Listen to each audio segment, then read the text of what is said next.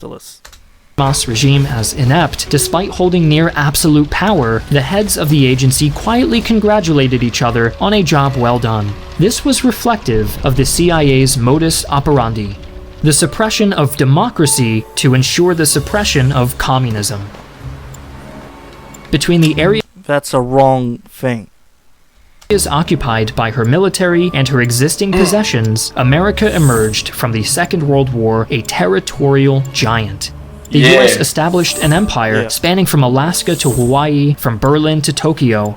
With her economic growth, sudden territorial breadth, and willingness to use any means to That's exactly, using any means to sustain it is power. That's the problem. You see here, most of these blue here, those French colonies, these reds here, those are British colonies. These didn't have any saying in this shit. Okay, and Iraq was kind of a colony in Syria as well. They're still puppet. You know, this is puppet. And South Africa was invaded long time ago, and both puppet and it's everything here in South Africa. But anyway, those colonies here of France and British, which is mostly through into the Muslim world and the rest of Africa. Africa was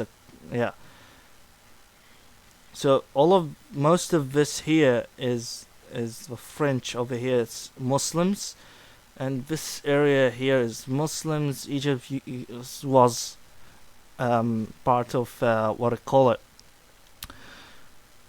Wait, this line shouldn't be here. There's no South Sudan at the time. Anyway, Egypt just had its independence, supposed to be, and the Mamluk king got control in 1959, 58. Then 1959, pretty sure the king was taking over. Was taking over, but it's still indirectly part of the UK. See these colonies? These are the problem. United States power and the Western power and all powers in history, or most powers in history, comes from these colonies of the British and the French, the purple and the kind of like how in India that color's red, kind of. This one's dark red. Soviet Union, but these are getting oppressed, and the United States oppressed it more because they want the power from these.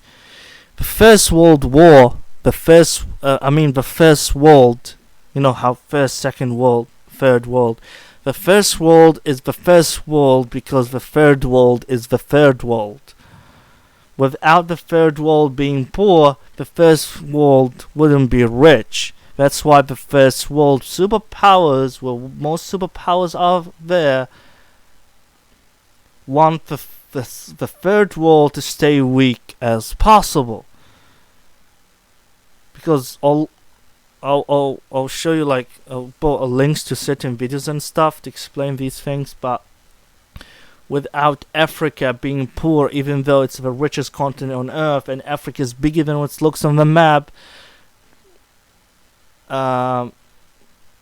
even in comparison to other continents, Africa is literally the second biggest continent after Asia. North America is not bigger than Africa. Like both North and South America combined, they're slightly bigger than Africa. That's how big Africa is in the real world. If you just compare the land surface area. The land area, like kilometer square, that Africa has. So we're talking about a giant area, and where in the future most of the people live after China and India, and where a lot of people live, nearly 2 billion people live in Africa. Africa is poor because the first world and the superpowers want Africa to stay poor. And same with the rest of the Muslim world.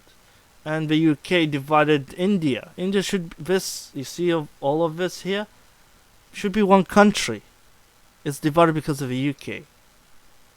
America is horrible. But the Soviet Union is far more horrible, of course, communist.